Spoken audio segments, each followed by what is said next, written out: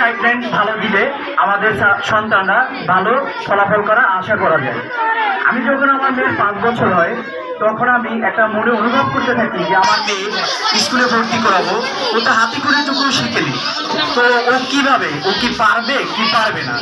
এটা আসলে আমাদের ভুল ধারণা ছিল যে স্কুলে ভর্তি নিউ অক্সফোর্ড হাই স্কুল, আমরা অনেকে বলে যে এই স্কুল ভালো না, ওই স্কুলটা ভালো না, ওই স্কুল ভালো।